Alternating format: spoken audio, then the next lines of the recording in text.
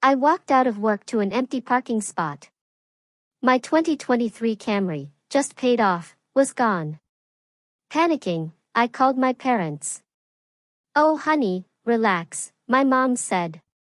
"We gave it to Elena. She needs it more." My sister had totaled 3 cars in 5 years. This was my first brand new car ever. I hung up and dialed 911. Full story. My stomach dropped the moment I saw it.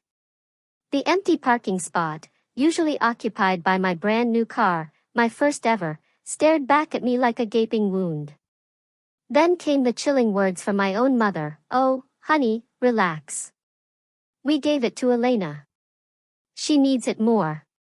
That's when I knew a line had been crossed that could never be uncrossed. My name is Natalie, I'm 30 years old, a software engineer living in Denver, Colorado. It was supposed to be just another Thursday.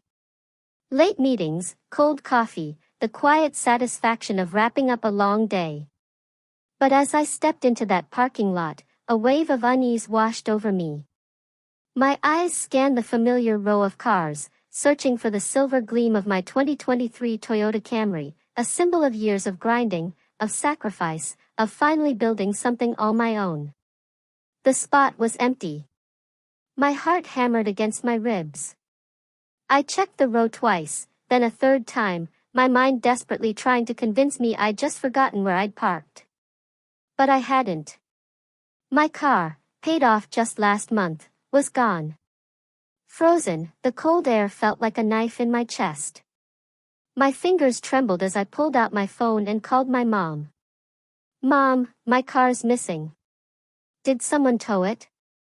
Her voice was maddeningly calm, almost dismissive. "Oh, honey, relax. We gave it to Elena. She needs it more than you do. She just lost hers last week." For a second, the world went silent around me.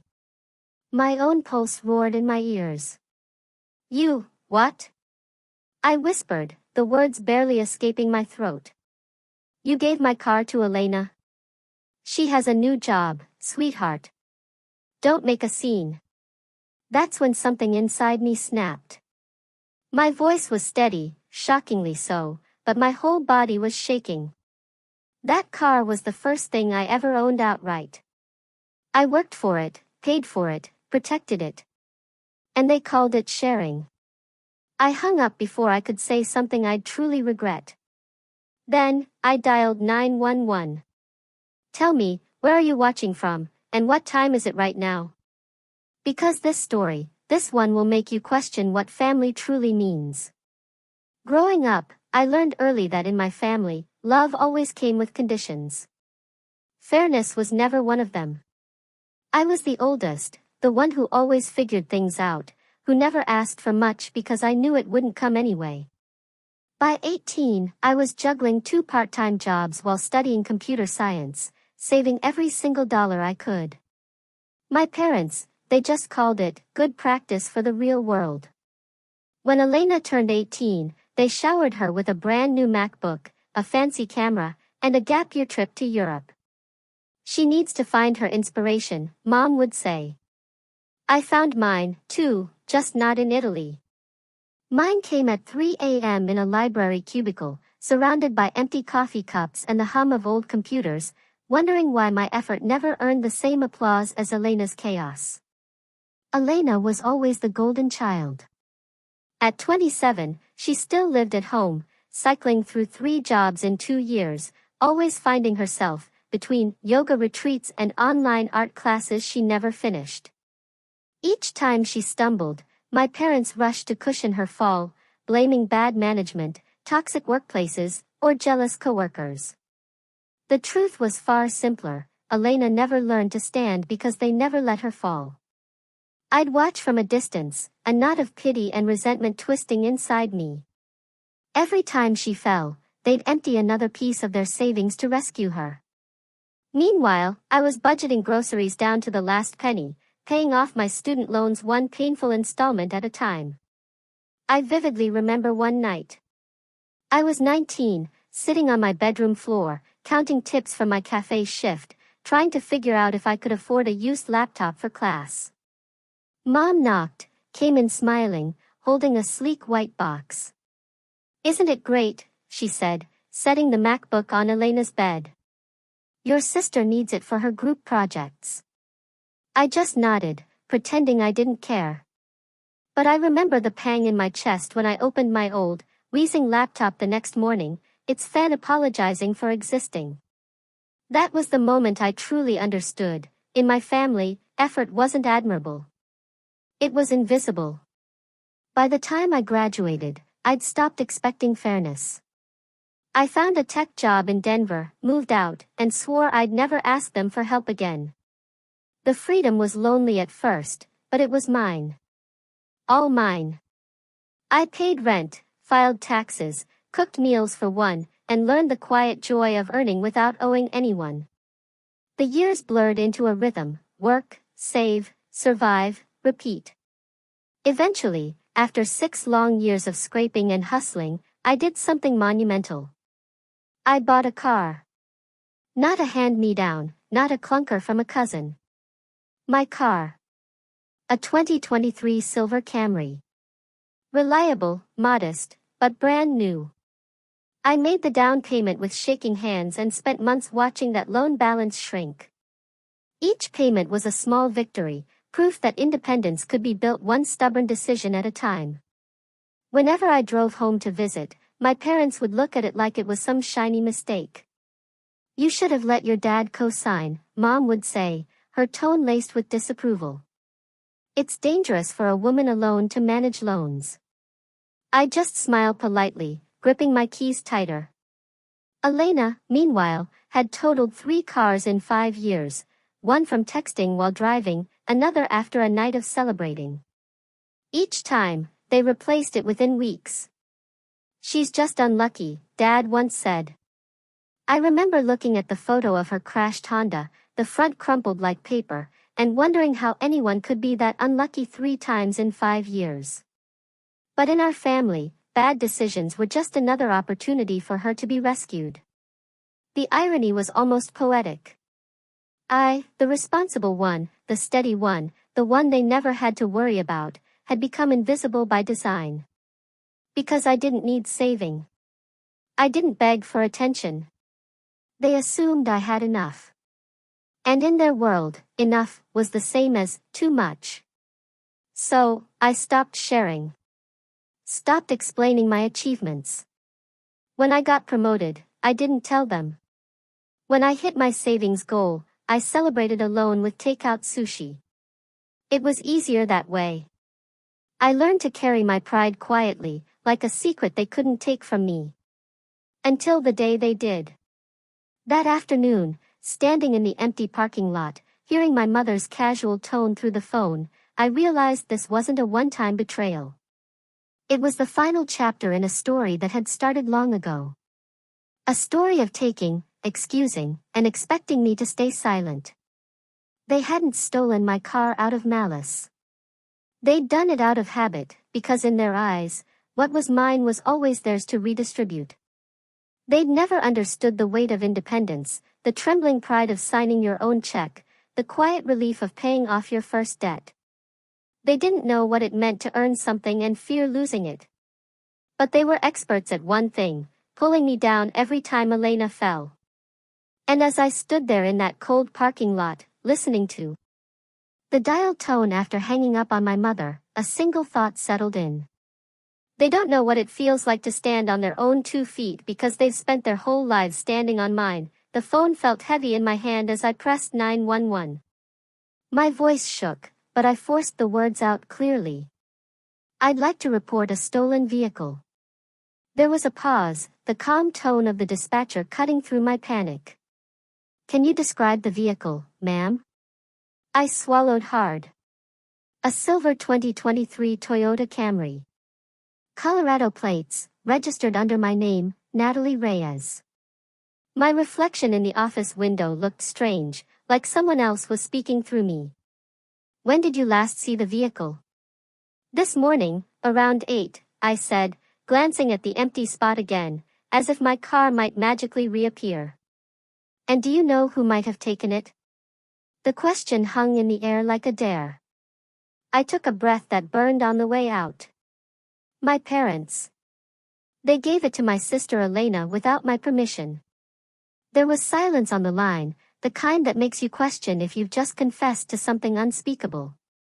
Finally, the dispatcher said softly, "You believe your family took your car without consent."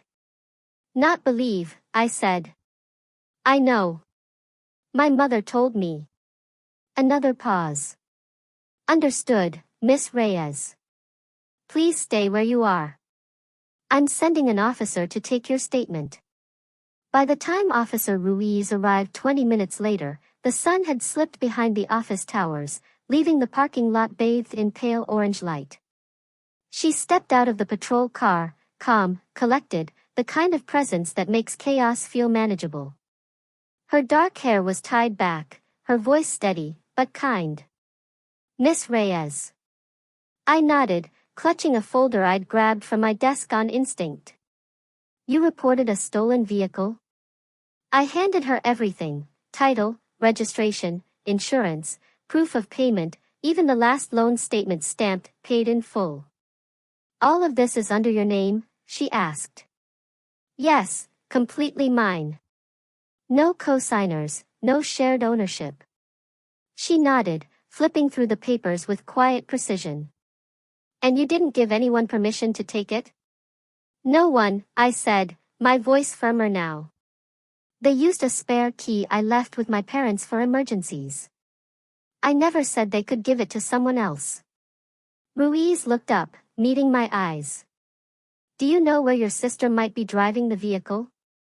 "No idea," I said, and a bitter laugh slipped out. "She could be anywhere, probably posting about her new gift on Instagram." Ruiz gave a small, sympathetic smile.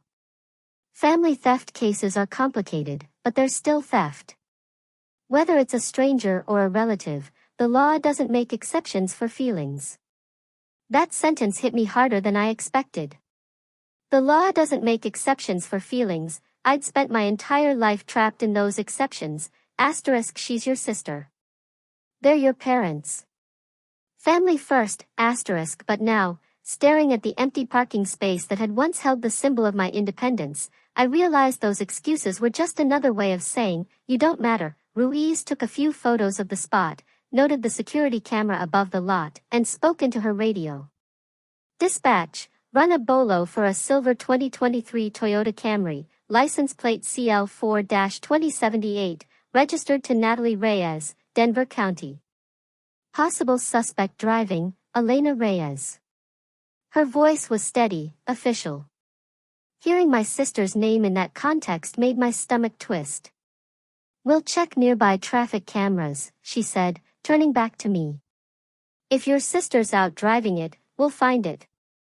"I can't believe this is real," I whispered. "My parents, they just gave it away." Ruiz tucked her notepad into her jacket. "You'd be surprised how often family members assume ownership over someone else's property.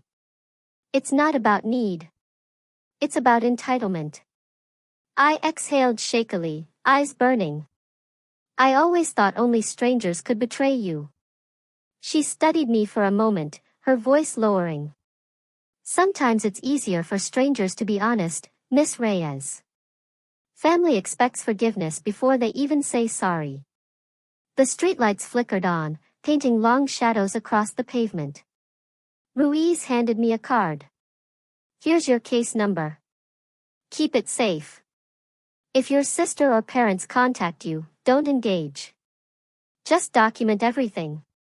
We'll handle the rest." I nodded, my hands trembling as I tucked the card into my wallet. She paused before getting into her patrol car. "You did the right thing, you know." I almost laughed. "It doesn't feel like it." Ruiz gave a faint smile. "Doing the right thing rarely does at first. But trust me, this isn't about the car anymore. It's about respect, and you're owed that." As she drove off, the flashing red and blue lights faded down the street, leaving me alone with the quiet hum of distant traffic. I sat on the curb, staring at the dark space where my car used to be. The asphalt still carried faint tire marks, a ghost of what was mine. I thought of my parents' voices, calm and dismissive, of Elena's careless laughter, of every time I'd been told to be understanding. But for the first time, I wasn't going to understand. I wasn't going to shrink or rationalize or let it slide. I would make them face what they'd done, not because I wanted revenge, but because I finally understood something crucial: forgiveness means nothing without accountability. I looked up at the streetlight flickering above me, the case cards still warm in my hand, and whispered into the night, "You don't get to take from me anymore." Then I stood, brushed the dust from my skirt, and walked back toward the building. I wasn't the same woman who'd parked here this morning. The line had been crossed, and this time I wasn't going to erase it. I stared at the quiet screen for almost a full minute after Officer Ruiz drove away. The city lights shimmered on the hood of a stranger's car nearby, and for a fleeting second, I thought about pretending none of this had happened. Going home, letting it go, convincing myself it wasn't worth the fight. But the thought of Elena behind my wheel, laughing, maybe bragging about her new car, burned through my chest like acid. My thumb hovered, then pressed, "Call Mom." She picked up on the second ring, her voice already sharpened with that mix of impatience and guilt she used when she knew she was wrong but refused to admit it. "Natalie, have you calmed down yet?" "No, Mom," I said evenly. "I just called the police. I reported my car stolen, and I'm following through." A beat of silence. Then her tone cracked into panic. "What? Natalie. Don't be ridiculous. You called the police on your own family? You're going to destroy us over this." I clenched my jaw, the anger rising slow and steady. "I'm not destroying anything, Mom. This family destroyed itself the moment it decided theft was an act of love." In the background, I could hear the TV, the muffled clatter of dishes, and my father's voice asking, "What's going on?" She must have handed him the phone because the next thing I heard was his low, measured tone, the one he used when pretending to be the reasonable one. "Natalie, listen to me. You're overreacting. Elena needed a car for her new job. We were going to tell you. Before or after you took it?" He exhaled long and slow. "We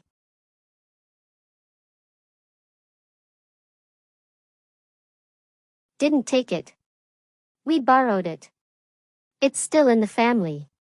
You'll get it back." I laughed then. A short, hollow sound that surprised even me. "You've said that before, Dad. About my savings you used for Elena's tuition. About the furniture I left when I moved out. About the laptop you gave her because she needed it for work. I never saw any of it again. So no, Dad. I won't be getting this back. Not this time." He sighed like I was the one exhausting him. "She's your sister, Natalie. She's trying to get her life together. You can take the bus for a few days. You're stronger. You'll manage." There it was. The script I'd heard all my life. "You're stronger," it always sounded like a compliment until I realized it was just permission for them to keep taking. "You've spent my entire life rewarding her failures and punishing my stability," I said quietly. "Every time she burns something down, you hand her something of mine to rebuild it with. But this was mine, Dad. My name, my money, my effort." He cut in sharply. "Don't talk to me like that. You're being selfish. Family helps family." "Then tell me," I said, voice trembling but steady. "Who helps me?" For a moment, the line went completely silent. Then Mom jumped back in, her voice brittle. "If you don't drop this report, your brother or your sister could be arrested. Is that what you want? To put your own blood in jail?" "No, Mom. What I want is for my family to understand that consequences exist. If Elena is old enough to drive, she's old enough to face what comes next. God, listen to yourself. You sound heartless. Maybe I am, I said. Maybe years of being treated like a backup plan have turned me into someone who finally stopped bleeding for everyone else. I could hear her sniff, her voice softening into a feigned guilt. Natalie, please don't do this. We'll talk to Elena. We'll fix it. Then fix it by calling her and telling her to return my car. Otherwise, the police will. You wouldn't really want that. I said, and hung up. The quiet that followed was almost physical, pressing against my chest. Within minutes, my phone began vibrating non-stop. Unknown numbers, cousins, aunts, even grandma's landline flashing across the screen. 14 missed calls in under an hour. I scrolled through the voicemails mechanically. Nat, it's Aunt Lydia. Honey, you don't call the cops on your sister, okay? Families. Family. Another, this is Marcus. Look, Elena messed up. But come on, jail. Drop it before it gets out of hand. And another, your mom's beside herself. You're better than this. Family helps family. Every single one of them said the same thing. The same poison mantra I'd grown up hearing. Not one person asked if I was safe. Not one asked how I'd get to work tomorrow, or if I was okay. Outside, Denver's skyline blinked in the distance, indifferent and cold. I closed my eyes, letting the anger settle into something colder, sharper. A kind of clarity. For the first time, I understood that their version of love had never been about family. It was about control. And I was done playing along. The Uber driver didn't say a word the whole ride home. Maybe it was the way I was clutching my phone, or the tear streaks still drying on my cheeks. Denver streets blurred past the window in long ribbons of color, headlights, traffic lights, neon signs, each one reflecting against the glass like a life I wasn't part of. I tried to breathe evenly, but every exhale came out shaky, uneven, like my body didn't know what calm was anymore. My car wasn't just transportation. It was proof that I'd built something for myself, something no one could take. And yet they had. The city lights flickered on my reflection, mascara smudged, eyes swollen, jaw tight. I barely recognized the woman staring back. She looked smaller than I remembered, like all the years of staying composed had collapsed in a single day. My phone buzzed again, but I didn't look. I couldn't.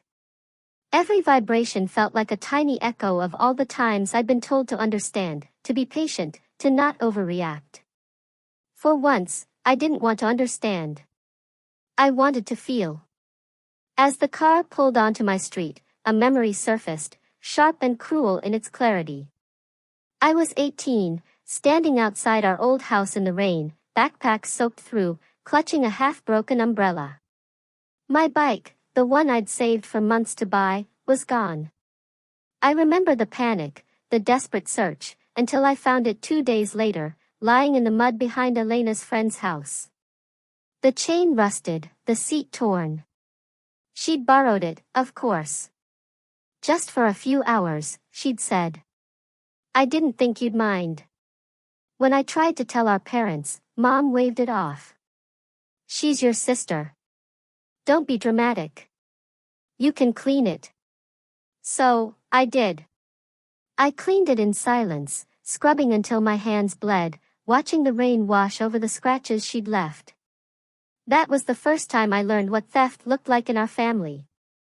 It wasn't about stealing things. It was about stealing boundaries and pretending it was love. The memory hit me so hard I almost missed the driver saying, "We're here." I blinked, forcing a smile, handed him a tip, and stepped out into the cold night. The rain had started again, a thin drizzle that coated the street in silver. My apartment building loomed ahead, quiet, still anonymous. I climbed the stairs slowly, each step heavier than the last. Inside, the air felt too still, too sharp. I sank onto the couch without turning on the lights. My hands were trembling, not from fear, but from exhaustion, the kind that lives in your bones after years of pretending you're fine.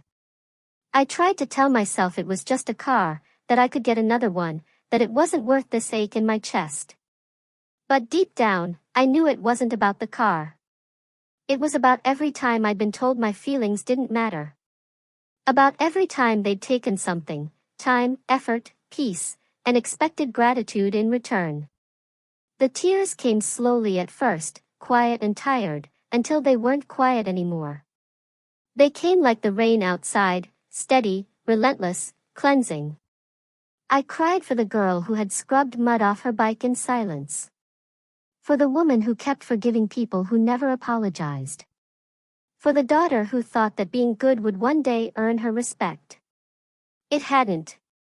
When the sobs finally faded, I pulled myself up, grabbed a notebook from my desk, and sat by the window. The city outside was soft now, blurred by the drizzle and the faint hum of midnight traffic.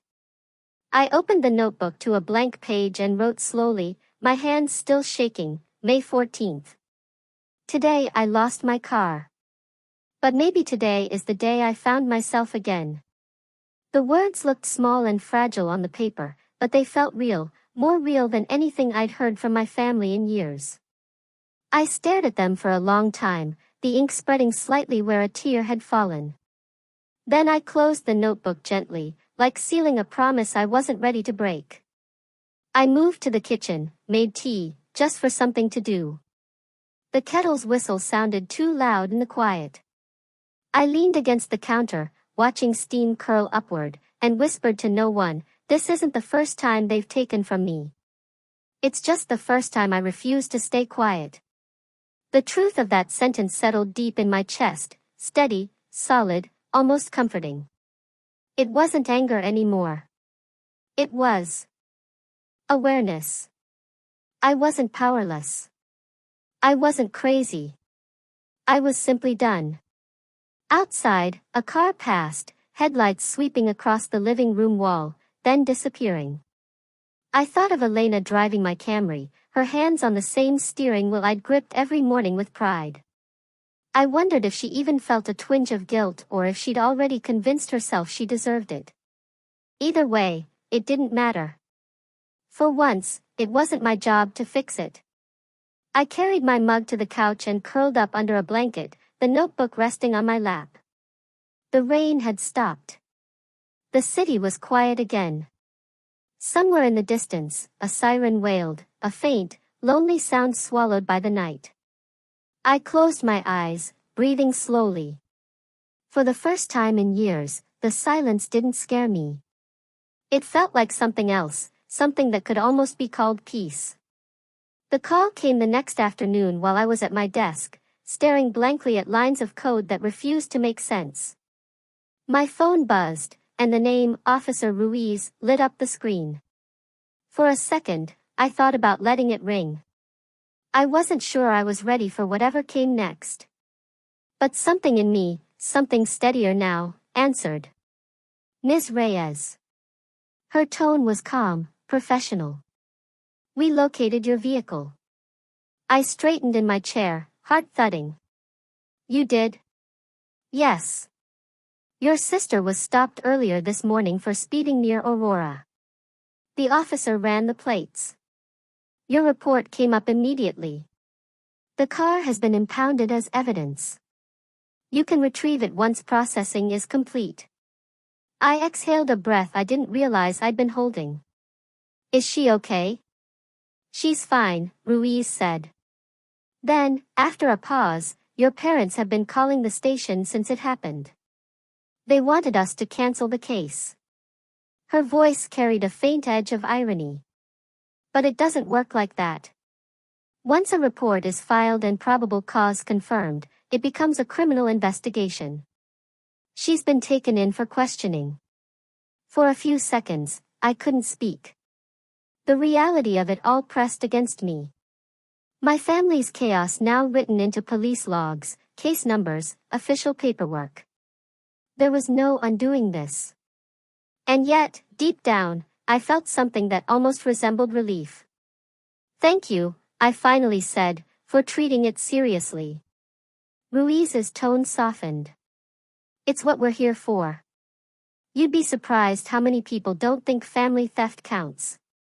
It does. After hanging up, I sat in silence, the hum of computers around me suddenly distant. My co-workers' conversations blurred into background noise. A tiny voice inside whispered, "It's over." But another one asked, "At what cost?" That evening, I drove a rental to the impound lot on the outskirts of the city. The building was a squat warehouse surrounded by a chain-link fence topped with barbed wire. The clerk at the front desk handed me a clipboard, barely glancing up. "Camry, silver, right? Space 34. You'll find the keys inside. Just sign here." The concrete floor echoed as I walked down the rows of cars, damaged, dented, forgotten. And then I saw it. My car. My beautiful, once pristine silver Camry, sitting under a flickering fluorescent light. My chest tightened. I opened the door and froze. Fast food wrappers littered the floor. Empty energy drink cans rolled under the seats. The passenger side was smeared with makeup. The dashboard sticky from some spilled soda. The gas tank was nearly empty. My carefully folded emergency blanket was crumpled in the back. My glove compartment ransacked. I stood there for a long time, staring. There were no tears left, just a heavy sigh that came from somewhere deep. 8 hours, I whispered. She only needed 8 hours to turn something I cherished into a dump. Footsteps echoed behind me. It was Officer Ruiz, clipboard in hand. "Everything look okay?" I gave a small, humorless laugh. "Depends on your definition of okay." I gestured to the mess. "It's intact." "That's enough, I guess." Ruiz nodded slowly, then leaned against the side of the car. "You know," she said quietly, "in my line of work, people assume the hardest thing is reporting strangers. But that's not true. The hardest cases are the ones like yours." I looked at her, puzzled. "Why?" "Because when a stranger steals from you, it's about loss," she said. "But when someone you love does it, it's about betrayal.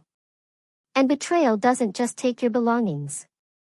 It takes your trust. And trust, that's much harder to replace." Her words sank into me like stones dropped into still water. I wanted to disagree, to say it wasn't betrayal, that it was just a mistake, a misunderstanding. But I couldn't. Because she was right. I closed the car door and leaned against the hood. I used to think being strong meant forgiving everything, keeping the peace. But maybe being strong is finally saying, enough. Ruiz smiled faintly. "That's exactly what it means." We finished the paperwork in silence. She handed me the keys and wished me luck. As I slid into the driver's seat, the familiar smell of stale fries and gasoline hit me. It should have made me angry. Instead, it just made me tired. I started the engine. The hum sounded the same, steady and loyal, as if nothing had happened. The seat adjusted automatically to my saved position. A tiny reminder that this car still remembered me.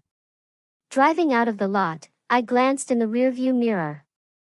For a split second, I thought I saw Elena's reflection there. Carefree, reckless, untouchable. But it was just me. Just the woman who'd finally stopped being her family's safety net. By the time I pulled into my apartment complex, the sky was burning orange. The last light of day spilling across the windshield. I parked, shut off the engine, and sat there in the quiet. My hands rested on the steering wheel, the same one that had been stolen, dirted, returned. It wasn't perfect anymore. Neither was I. But it was mine again. And for the first time in years, that was enough. 3 days later, there was a knock at my door, a slow, deliberate rhythm that didn't sound like the usual delivery or neighbor. When I looked through the peephole, my heart sank.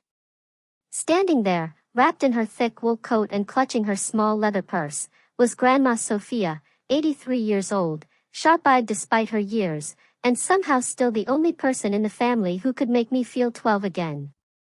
I opened the door before she could knock again. "Grandma." She smiled faintly. "Can I come in, mija?" Her voice was gentle, but there was something weighted beneath it. The smell of her lavender perfume followed her as she stepped inside, setting her purse carefully on the table like she was preparing for a long talk. I offered her tea, though I already knew she hadn't come for tea. She took a seat on the couch, her hands folded tightly in her lap. For a moment, she just studied me. My tired face, the shadows under my eyes, the quiet defiance still clinging to my posture. Finally, she sighed. "Your mother told me everything." I stayed standing, crossing my arms. "I'm sure she did." "She's worried sick," Grandma said softly. "Your sister, too. Elena's a mess." I laughed. A small, bitter sound. "A mess?" "She stole my car, Grandma. My parents helped her do it." "I don't think a mess quite covers it." Her eyes flicked toward the window, then back to me. "The police report, the court case," she hesitated. "Elena will have a criminal record. A real one.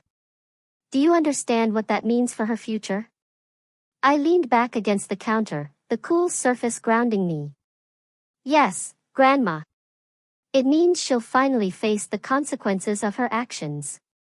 She looked at me long and hard, her voice trembling slightly. "Consequences can destroy a person, Natalie. Prison changes people. Shame follows them forever. You're not a cruel girl. Don't let this turn you into someone you're not." That word, cruel, landed like a stone in my stomach. I'd heard it so many times in the past few days that it had started to lose meaning. But hearing it from her hurt in a different way. "Cruel?" I said quietly. "Do you know what's cruel, Grandma? Spending your whole life doing the right thing and being punished for it. Watching everyone else break things, lie, steal, and still get forgiven because they're fragile or lost. Grandma's gaze softened, but she didn't interrupt.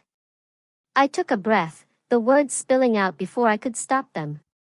"When I was 18, Elena took my bike and left it out in the rain. They told me not to make a fuss. When I was 20, Mom used my savings to pay for Elena's tuition without even asking. When I bought my first car, Dad said I was showing off. And now they took what I worked 6 years for and gave it away like it was nothing. And I'm the one who's heartless because I finally said no?" For a long time, she didn't say anything. The ticking clock filled the silence between us. Finally, she said quietly, "You've been holding that pain a long time." I turned away, my throat tightening. All I ever wanted was fairness. Not favoritism, not praise, just fairness. Grandma nodded slowly. "Fairness is a beautiful thing, mija. But life, and family, they're rarely fair." I spun around, my voice sharper than I intended. "That's the excuse everyone uses, Grandma. That's how they get away with everything, because family isn't fair. So when do I get to stop paying the price for their mistakes?" She flinched slightly, but didn't look away. "You think I don't understand, but I do. I raised your mother." I saw how she learned to hide her weaknesses behind that smile. She spoils Elena because she's trying to fix something inside herself. "But Natalie," she leaned forward, her eyes suddenly fierce, "that doesn't mean you have to bleed for her redemption." Her words startled me into silence.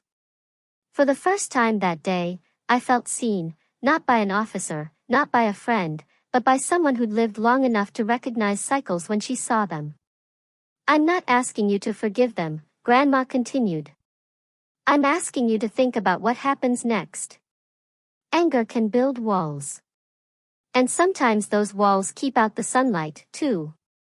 My voice broke. I'm not angry, Grandma.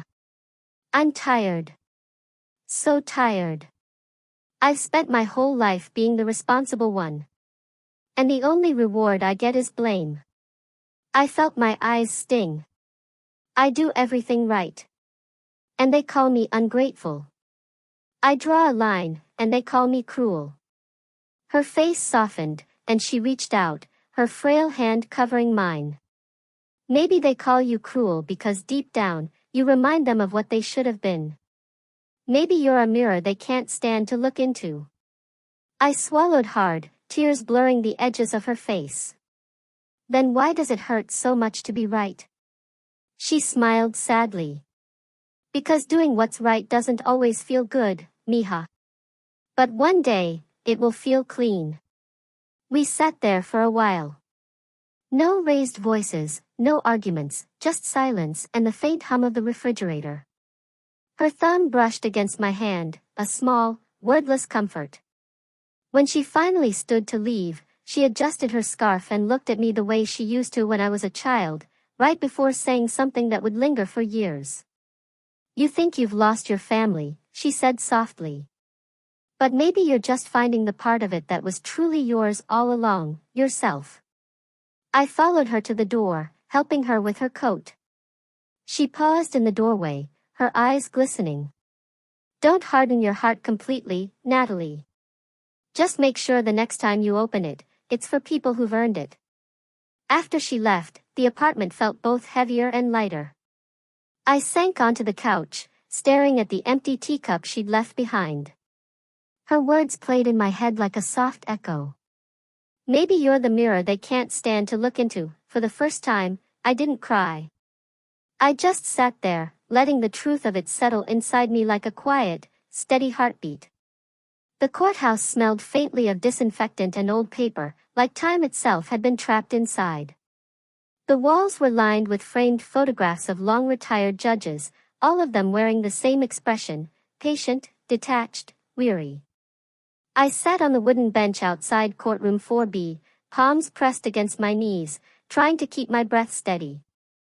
The clock on the wall ticked too loud, the kind of ticking that fills every silence until it feels unbearable. Behind me, I could hear my parents whispering in Spanish. I couldn't make out the words, but I knew the tone, sharp, clipped, worried more about appearances than consequences. Elena sat between them, tapping her foot nervously against the floor, eyes on her phone, pretending not to hear them argue. The public defender leaned against the wall, scrolling through notes, probably thinking this was just another family drama case in a long list of them.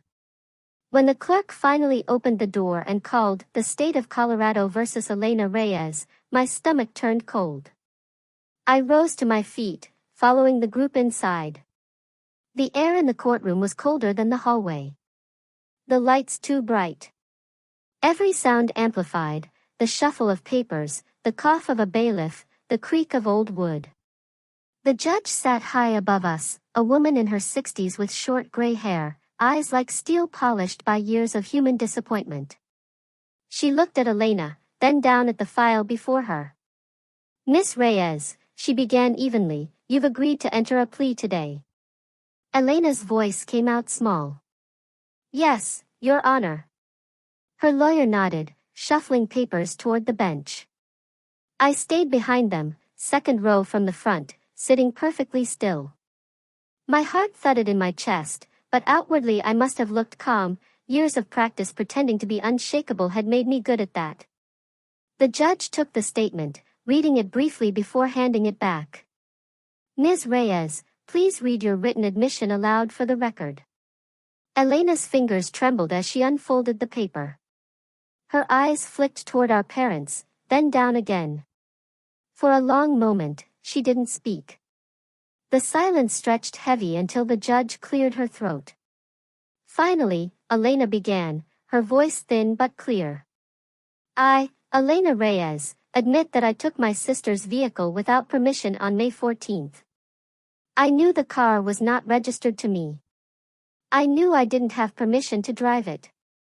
I took it anyway because I thought my sister would forgive me. I was wrong. What I did was theft. I'm sorry. Her voice cracked on the last two words. A single tear slid down her cheek, and I watched it, waiting to feel something. Anger, pity, relief. But all I felt was exhaustion. The judge nodded once. Thank you, Miss Reyes.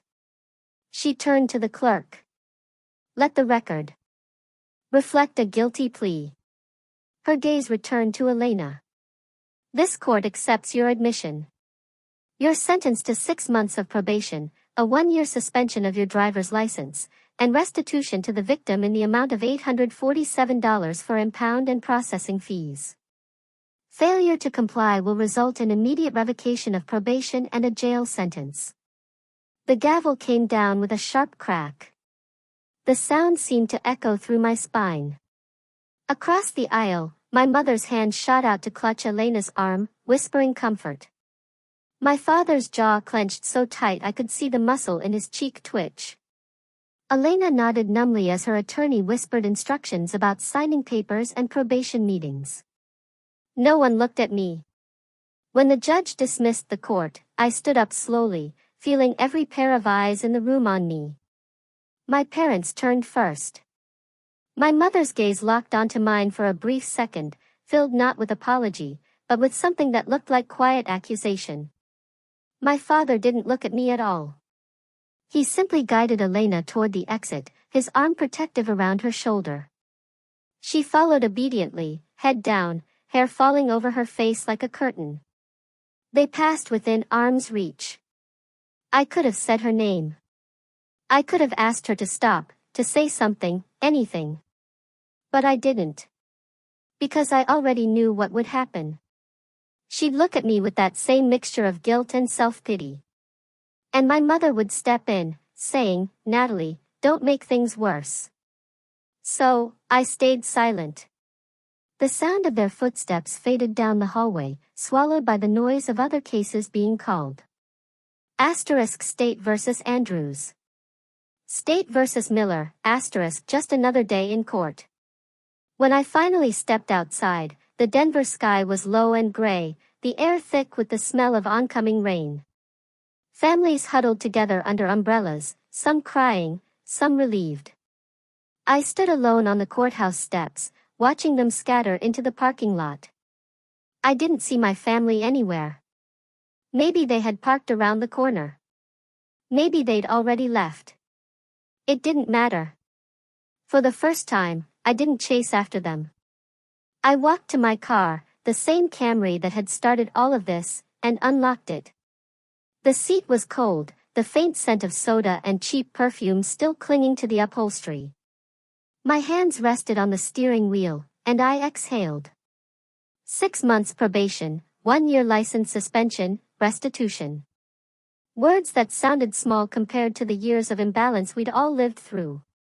But it was something. It was acknowledgement, at least. They'd said I was destroying the family, that I was cruel, vindictive. But sitting there with the courthouse fading in the rearview mirror, I realized something I'd never dared to before. Maybe the family had already been broken long before today. Maybe all I'd done was stop pretending that their love was unconditional. I started the engine. The hum was steady and familiar, a sound that felt like home in a way my parents' voices no longer did. The windshield reflected my face, older, calmer, sharper. They walked away like I was a stranger, I thought. Maybe they were right, because I wasn't their obedient daughter anymore. I wasn't the quiet sister who kept patching up the holes in everyone else's life. I wasn't the dependable one they could take for granted. As I pulled out of the parking lot, raindrops began to scatter across the windshield. I turned on the wipers, watching the world blur into motion. With every block I drove, the courthouse grew smaller behind me until it was nothing but a faint gray shadow against the city skyline. Maybe they would never forgive me.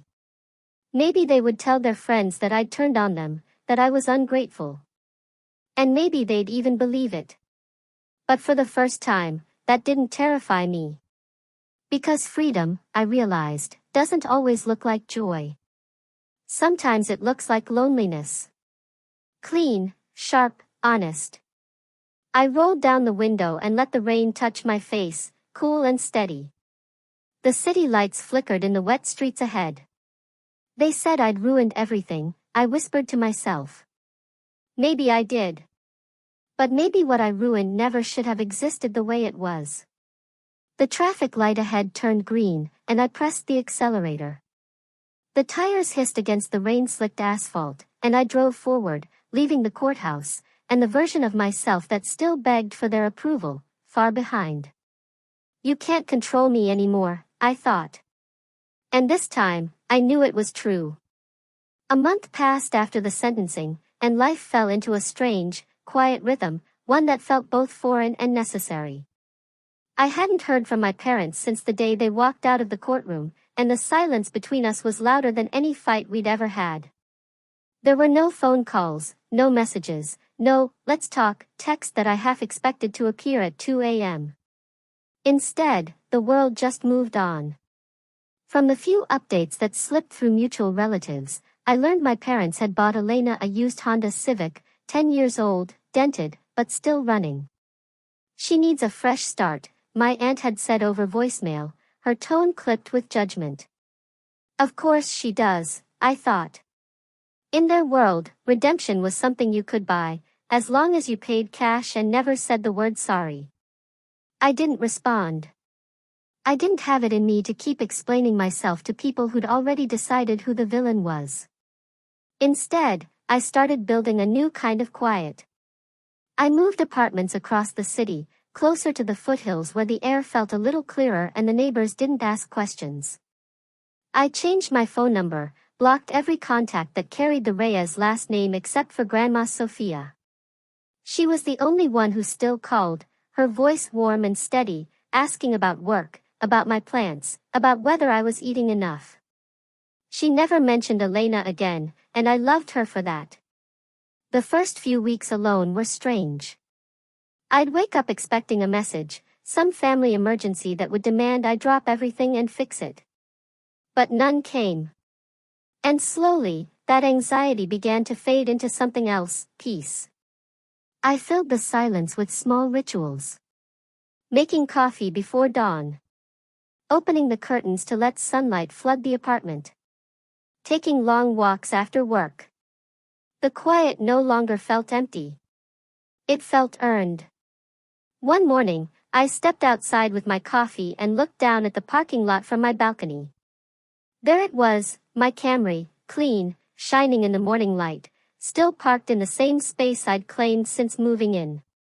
For months, that car had been the symbol of everything broken in me, anger, betrayal, loss. But now, it looked different. It wasn't just a reminder of what had been taken. It was proof of what I'd taken back. I walked down to the lot and ran my hand along the hood, the metal warm under the sun. I'd detailed it myself 2 weeks earlier. Vacuumed every crumb, wiped every smudge, filled the tank, replaced the floor mats. It looked brand new again, except for a tiny scuff near the handle, one I decided not to fix. A reminder. Then I opened the driver's side door and locked in the steering wheel club I'd ordered online the night before. The bright yellow bar stretched across the wheel like a quiet declaration. Not protection from thieves, I thought, tightening the bar, but to remind myself no one touches what's mine without permission ever again. Standing there in the early morning light, the city still half asleep, I realized how different the word mine felt now. It wasn't about ownership. It was about boundaries, about choosing what I allowed in and what I didn't. Some nights I'd still lie awake wondering if Elena hated me or if she'd learned anything from what happened. I wondered if my parents sat around the dinner table pretending I didn't exist or if they told themselves some comfortable story where they were the victims of my cruelty. Maybe both. But the difference now was simple, it wasn't my burden anymore. I'd carried that weight my entire life. The invisible responsibility to make everyone else comfortable, even at my own expense. To be the calm one, the forgiving one, the daughter who never caused trouble. That version of me had served them well. But she was gone now. In her place was someone quieter but stronger. Someone who didn't apologize for wanting respect. Someone who understood that peace doesn't always mean reconciliation. It sometimes means walking away and refusing to look back. Weeks turned into months. I started saying yes to things again, after-work dinners, weekend hikes, art classes I used to think I didn't have time for. People began to know me not as Elena's sister or the good daughter, but as Natalie, the woman who loved coding and black coffee and slow Sunday mornings. And yet, every time I walked to my car, that steering wheel lock caught the sunlight like a small badge of defiance. It reminded me of the girl I used to be, the one who'd scrubbed mud off a broken bike in the rain, who'd stayed quiet while others took and took. Not anymore. As I drove to work one morning, the radio playing softly, I caught my reflection in the rearview mirror. I looked steady, unhurried. There were faint lines at the corners of my eyes now, not from age, but from all the years I'd spent holding myself together. I smiled just a little. The road ahead stretched wide and open, the kind of freedom that doesn't come from escape, but from finally standing still and realizing no one owns your direction but you. And when I parked that evening, I glanced back at my car before locking it, feeling that same steady, calm wash over me. They called me selfish, I thought. But maybe for the first time, I was just being fair to myself. The steering wheel glinted under the streetlight as I walked away. And in that moment, I didn't feel anger or regret, just clarity. Because the truth was simple, and it had taken me 30 years to learn it. What's mine isn't just what I earn, it's what I protect. 6 months later, the air in Denver had softened. The snow had melted into slow streams, the trees outside my apartment bursting with green. Life had started to settle into something that almost resembled peace. It was around that time that I joined a small local support group called Boundaries and Healing. It met every Thursday night in the basement of a community center. A circle of mismatched chairs, warm tea, and people who carried quiet scars just like mine. Some had parents who never listened. Others had siblings who never apologized. We were all there for the same reason, to learn how to stop bleeding for people who kept cutting us. The first time I spoke, my voice shook. I told them about the car, about the betrayal, about how I'd spent years being the strong one, the one who never said no because family first was the rule written into my bones. I told them about Elena, about my parents' silence, about the courtroom. And as I spoke, I expected judgment. But when I looked up, all I saw were wet eyes and nodding heads. A woman across from me whispered, "That's not selfish. That's survival." And in that moment, something inside me cracked, not from pain, but from release. Every week after that, I came back.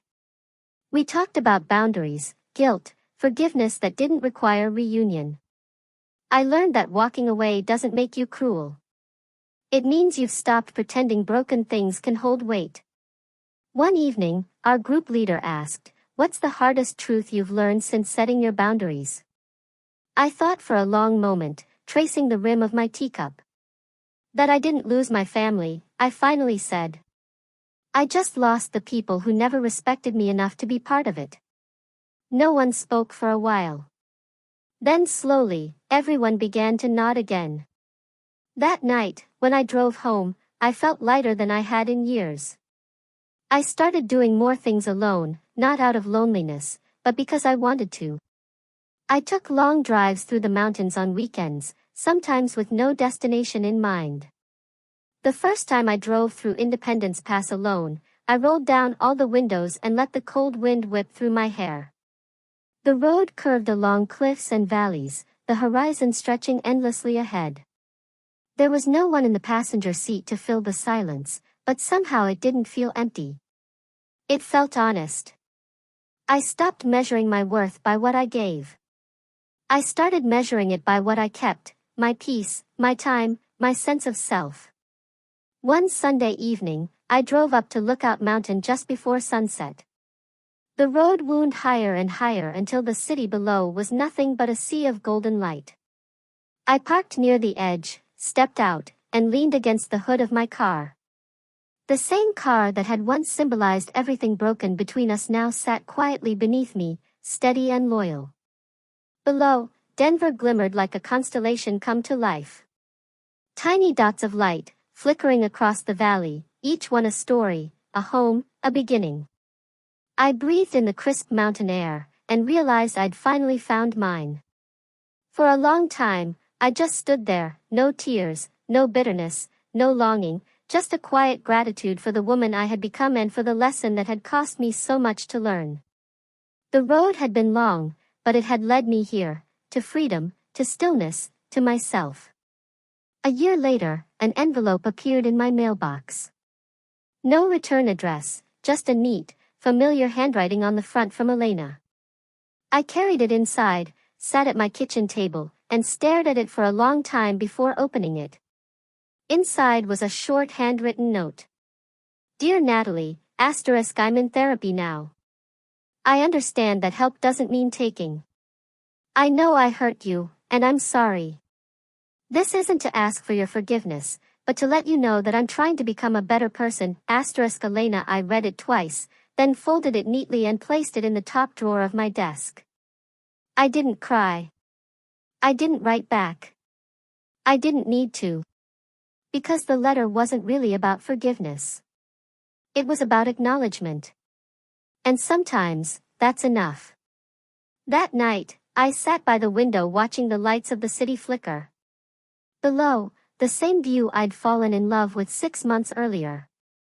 My reflection looked different now, still me, but calmer, softer, steadier.